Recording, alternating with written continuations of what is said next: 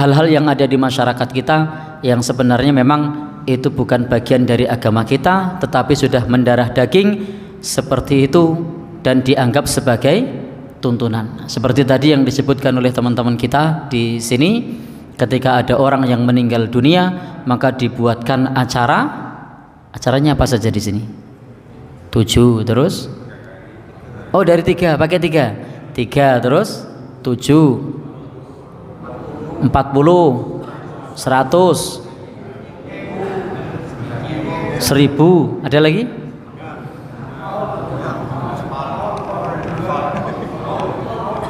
Apa meneh gue mau? Nah, baik.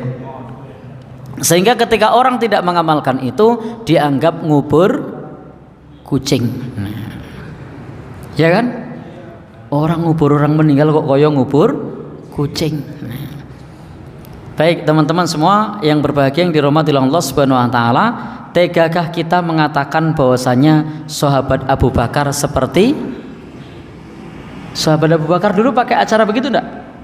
Tidak. Masa kita tega sahabat Abu Bakar dikubur seperti itu? Zalim sekali itu mengatakan sahabat begitu. Kemudian lagi sahabat Umar pakai acara begitu enggak? Berarti sahabat Umar seperti kok tega banget?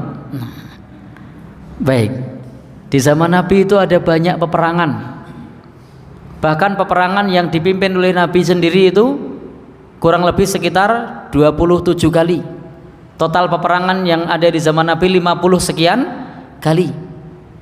Dan itu rata-rata hampir 3 atau 4 bulan terjadi perang. Dan setiap terjadi perang itu ada orang-orang yang meninggal dunia. Bayangkan kalau ada syariat seperti itu, maka sahabat Nabi saat itu aktivitas terbanyaknya adalah tahlilan. Nah, ya kan? Lah tiap 4 bulan ada yang gugur, misalnya 5 orang. Begitu gugur itu tidak langsung meninggal, kan kena pedang belum tentu meninggal, kena racun dulu 1 pekan kemudian meninggal. Ini pas 1000 harinya, ini pas 2 tahunnya, ini pas tahunnya, ini pas 7 harinya, ini pas 40 harinya. Itu tiap hari itu bisa tahlilan terus itu. Ternyata ada tidak riwayatnya seperti itu? Tidak ada.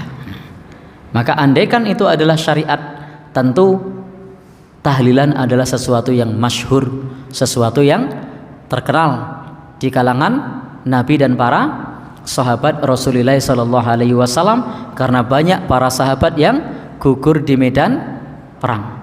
Bahkan perang itu terjadi hampir rata-rata tiap 3 atau 4 bulan. Itu ada perang.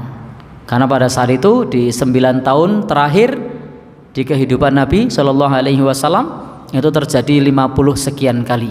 Kalau 50 dibagi 9 ada berapa?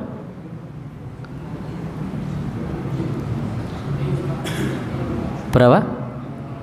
5. Ya, berarti kalau setahun ada 5 kali perang, berarti rata-rata tiap berapa bulan ada perang? Ya, 12 dibagi 5 berapa? 2 bulan, 2,5 atau 3 bulan lah, kita bulatkan 3 bulan. Maka bisa dipastikan tiap 3 bulan itu ada, ya, dan itu pun nanti ada yang pas 7 harinya, ada yang pas 40 harinya, ada yang 100 harinya, 1000 hari, setahun dan 2 tahun. Dan ternyata tak satu pun riwayat kita jumpai. Sementara yang tersebar di grup-grup WA yang mengatakan ini adalah dalil tahlilan, itu adalah dalil sedekah. Kalau soal sedekah itu umat Islam tidak ada yang menolak sedekah. Yang namanya sedekah atas nama orang yang meninggal dunia itu disepakati oleh ulama madhab. Sehingga dalil yang sampai kepada kita yang biasanya disebarkan di grup-grup WA, ini dalil tahlilan, itu bukan dalil tahlilan, itu dalil apa? Sedekah. Yang namanya sedekah itu boleh, tentu saja wujudnya bebas, sesuai dengan kemampuan dan keadaan, sesuai dengan apa yang dibutuhkan oleh masyarakat. Maka ada banyak hadis Nabi, inna ummi iftulitat, sesungguhnya ibuku mati mendadak, walam tusi, dan ibuku tidak sempat berwasiat, afatasaddaqtu anha falaha ajrun, apakah jika aku bersedekah atas namanya ibuku dapat pahala? Jawaban Nabi apa? Naam, iya. Karena memang kalau sedekah itu dalilnya jelas. Yang kita tanyakan di sini dalam ritual tahlilan itu bukan sedekah, tapi yang membuat paketan acara seperti itu siapa? Yang bilangannya begitu, urutan doanya seperti itu, ketentuan acaranya begitu, itu yang membuat siapa? Kalau sedekah jelas dalilnya ada dan wujudnya juga tidak harus seperti itu. Boleh kok sedekah karpet masjid, boleh. Sedekah di pondok pesantren Al-Ikhlas, bongkok atau bongkok, ya bongkok, boleh enggak? Boleh. Di atas namakan ibunya simbahnya yang sudah meninggal, boleh enggak? Boleh.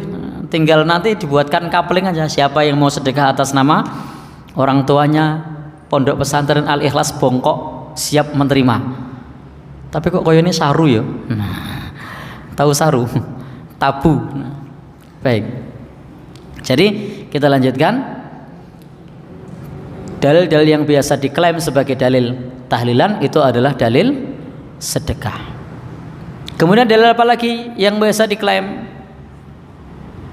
Biasanya yang terkait dengan mengirim pahala. Mengirim pahala itu yang ada bukan dalil dari Nabi, yang adalah pendapat tokoh. Maka di dalam agama kita ini kalau ada pernyataan tokoh yang tidak berdasarkan kepada dalil atau yang bertentangan dengan dalil, maka utamakan dalil dan kita rujuk kepada dalil, termasuk kepada guru ngaji. Ketika guru ngaji menyampaikan di situ tidak ada dalil, lalu kemudian mendapatkan dalil yang lebih kuat, maka hendaknya kita rujuk kepada dalil yang lebih kuat. Dan memang tidak ada yang menjelaskan bahwasanya pahala bacaan Quran itu bisa dikirimkan, dan memang itu adalah pandangan para sejumlah ulama. Tetapi tinjauan dari sisi dalil Al-Quran maupun hadis Nabi itu tidak kita temukan, sehingga tidak perlu mengirimkan pahala bacaan. Seseorang tidak bisa menanggung dosa orang lain dan pahala tidak bisa dikirimkan. Adapun sedekah maka dalilnya cukup jelas, tapi bacaan Quran tidak bisa. Anda bisa mengirimkan pahala, maka mafhum mukhalafahnya bisa mengirimkan dosa. Bisa enak itu pas maksiat diniatkan orang lain. Bisa enggak pas maksiat diniatkan orang lain? Punya musuh kan, sudah mati ya, ini tak niatkan musuh saya yang sudah meninggal. Biar siksaannya tambah berat. Bisa apa tidak? Tidak bisa. Maka sebagaimana kita tidak bisa mengirim dosa, kita juga tidak bisa mengirim pahala. Wala taziru waziratu wisra ukhra. Jadi tidak bisa kita menanggung dosa orang lain. Demikian pula tidak bisa pahala itu dikirimkan. Adapun jika dalilnya sudah jelas bagaimana halnya sedekah, maka kita tunduk kepada dalil. Kalau dalil tidak ada, maka dalam masalah akidah, dalam masalah ibadah itu kita cukup menjiplak apa yang dikerjakan oleh Nabi dan para sahabat Rasulullah sallallahu alaihi wasallam. Kita tidak perlu untuk mencari pembenaran atas apa yang sudah berjalan di tengah-tengah masyarakat.